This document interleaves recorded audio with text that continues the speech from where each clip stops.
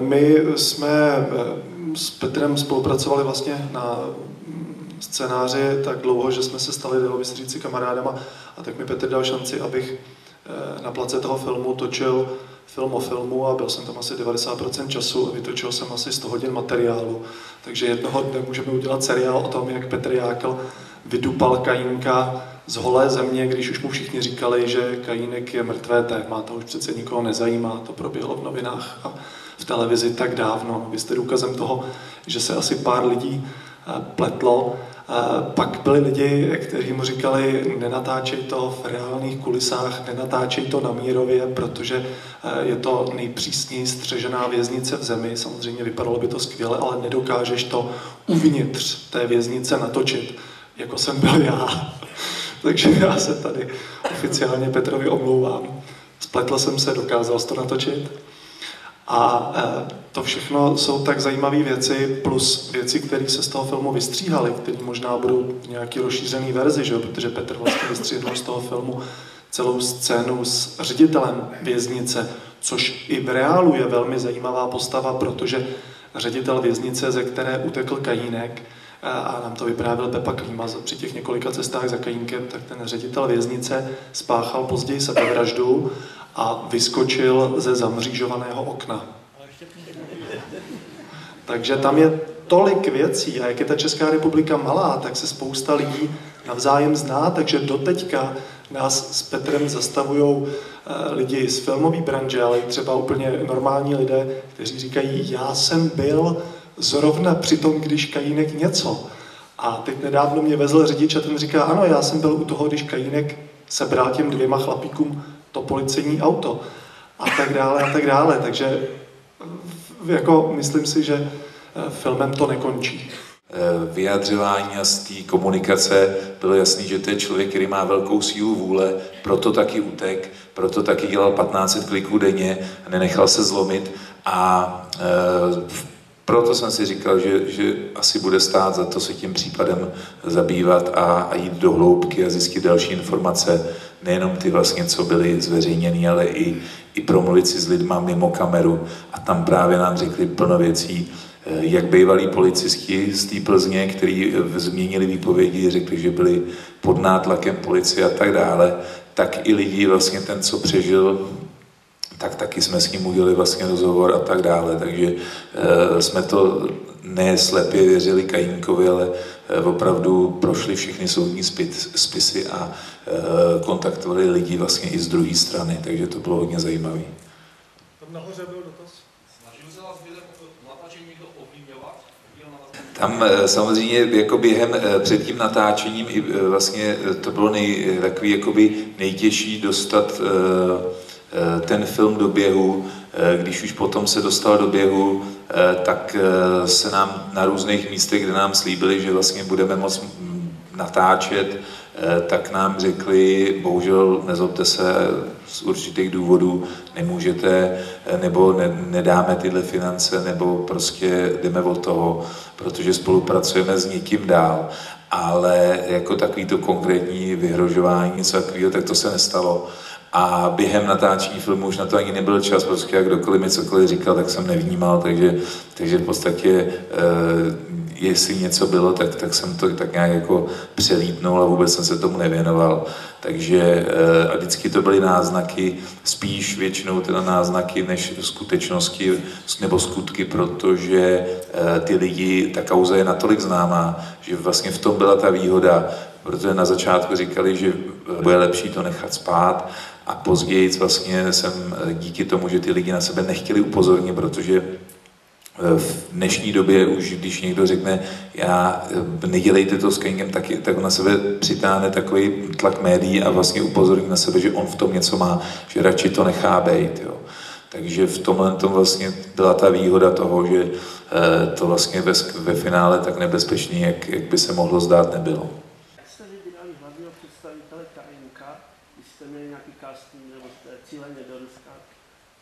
Já jsem strašně dlouho uvažoval nad tím, kdo by Kajínka měl hrát a šlo o to, že jsme se snažili najít nějakého tady Čecha, Nicméně já jsem nechtěl, aby to byl někdo známý, protože kdyby ho hrál Vašuk možná, kdyby jsme nějakého takového našli někde. Ale každopádně chtěl jsem někoho, kdo není spojený s nějakým filmem nebo koho český divák nezná. A mezi těma hercema neznámýma jsem zase nenašel nikoho dostatečně kvalitního, aby to zahrál. A proto jsem začal hledat mezi zahraničníma hercema a všude možně, v Polsko, Rusko, Německo, v Slovensko samozřejmě. A ve finále jsem začal hledat i za oceánem a procházel jsem americké filmy a už jsem byl fakt zoufalý, že obsadím nějakého Američana nebo někoho takového, ale tam samozřejmě ta komunikace vždycky je složitější. No a našel jsem právě ve filmu Archanděl, který je americký, tak tam Konstantin Lavronjenko hraje syna Stalina. A když se objevil na scéně, tak jsem říkal, to je náš Kajínek. A od té chvíle, a nevěděl jsem, že to je Rus teda. Tak pak jsem říkal, no tak tohle Amíka chci a on to byl Rus, takže to bylo nakonec jakoby v podstatě lepší asi, protože on byl schopný se líp naučit některé české slova a hlavně jsme si hrozně padli do noty, takže on ve skutečnosti ještě má takový jako přirozený charisma, myslím, že větší ještě než ve filmu. A byl, myslím, pro tu roli tak pro mě určitě ta nejlepší volba, protože má takový tajemství v sobě a je to takový správný chlapík, který dokáže to, myslím si, že divák se na něj dokáže, vydrží se na něj koukat, i když mlčí. Pomohl ho vybrat bratr Tatiany Wilhelmové, který pracuje jako producent v ruských zemích, takže ten přišel úplně původně s několika fotkama a mezi nimi právě Kostya Lavronjenko byl, takže ten svět je vlastně malý, to se ještě vůbec netušilo, že Petr obsadí Tatianu Wilhelmovou. Nicméně chtěl jsem říct to, že si myslím, že ten Kostya pro mě jako pro scenáristu je to od Petra úžasná volba, protože on do toho opravdu šel naplno. On začal tvrdě cvičit, ne, že by do té doby necvičil, ale začal tvrdě cvičit, když se dozvěděl, kolik kliků dělá Kajínek, tak se snažil dělat taky nějaký úctyhodný číslo. Já si to radši nepamatuju, protože bych se cítil jako bábovka. A i na place šel do plných. Oni Jáklovi udělali skvělou věc. Oni Tatianu s Kosťou přivedli do Karviné, do věznice za Kajínkem ještě před začátkem natáčení filmu. A to je hrozně silná záležitost především pro herce, protože herec uvažuje pocitově a za prvé to byla návštěva ostře střežené věznice a za druhé se setkali s tím člověkem tváří v tvář. A když jim Kajínek řekl v kostce ten svůj příběh zhruba v těch 2 hodinách, tak když se odcházelo z té místnosti, tak překladatelka plakala a herci opravdu působili, jako kdyby se dostali do šokového stavu. A Kostya se potom zabejčil a na place opravdu dal 100% tomu filmu. Nebylo to tak, jako že přijela hvězda z Ruska, kde on hvězdou je. On vyhrál Zlatou palmu v Cannes před několika lety, ale byl to prostě jeden z týmů s kaskadérama, šel do akcí, snažil se dělat maximum toho, co dělat mohl a co mu producenti dovolili. Natrhl si stehenní sval, roztrhl si ruku o ostnatý drát, což není nic neobvyklého na Mírově, tam je to obalený ostnatýma drátama. A přesto, že teda měl natažený stehenní sval, tak stejně potom běhal dál, protože prostě, kdyby to dělal double, tak by to bylo poznat. Ty kaskadéry vlastně vůbec nepoužili, jo. Takže oni se mydlili úplně, co to šlo, jediný, co to jakoby prohození těma dveřma, tak to měl kaskadéra Michal Dlouhý, protože ten by byl úplně zlikvidovaný po téhle scéně. Pak v rozbití hlavy, stolečku, židli o záda, tak to mydlili kaskadéry za něj teda, no. Já bych měl takovou jakože anketu, já jsem se teď s někým bavil a ten někdo mi tvrdil, že ten Konstantin Lavronjenko, a teď vám neřeknu, co říkal, zeptám se vás, jak je podobný podle vás, nebo není podobný Kajínkovi? Kdo si myslí, že mu je podobný? Můžete mi prosím ukázat? Takže nadpoloviční většina, super, děkuju. Tvrdili mi, že ne a já jsem, když ho Petr vybral, tak jsem mu říkal, člověče, nejen, že je to skvělý herec, ale ještě je Kajínkovi vizuálně do určitý míry podoben. Tak to jsem rád, že máte tady v Třinci. A tam vy máte jiný názor?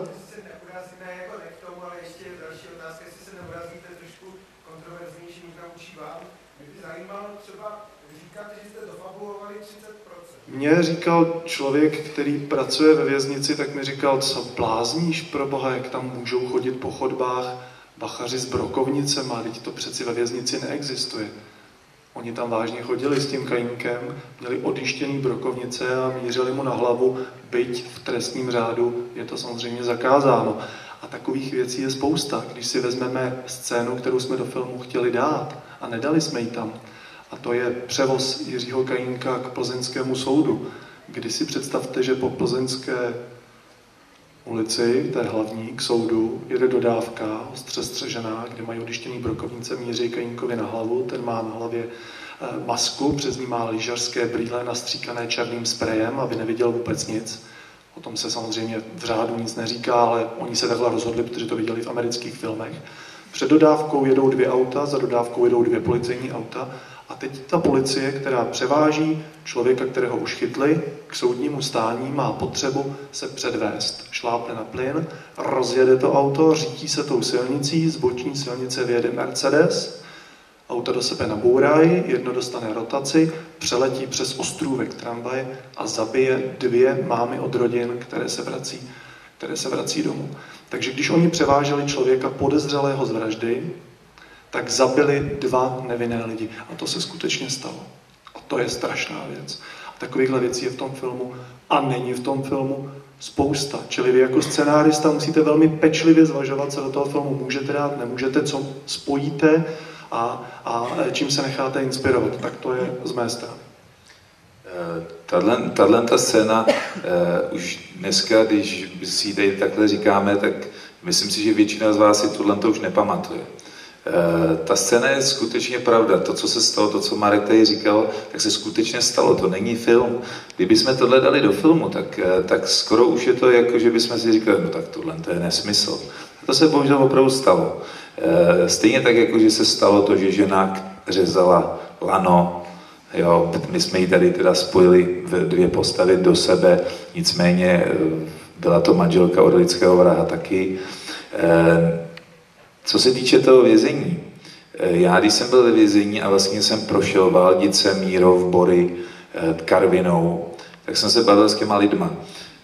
Já jsem dělal 20 let judo a potom hodně lidí, judistů, většinou odešlo k policii nebo už dělají i bachaře, různě, teda pak většinou šli do nějakého biznisu a dělají biznis, ale jsou tam lidi, kteří dělají právě bachaře na Mírově, tak jsem se jich na to ptal. Byli mi takovýma rádcema v těchto věcech. A my jsme se bavili o tom, jakým způsobem samozřejmě ty se k těm vězním chovají.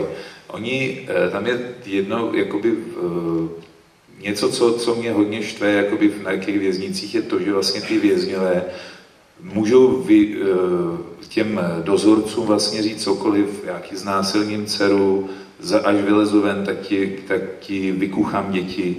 A já jsem říkal, když jsem tam byl, tak já jsem říkal, tohle mě říct, tak já ho prostě tam zabiju, jo, toho člověka.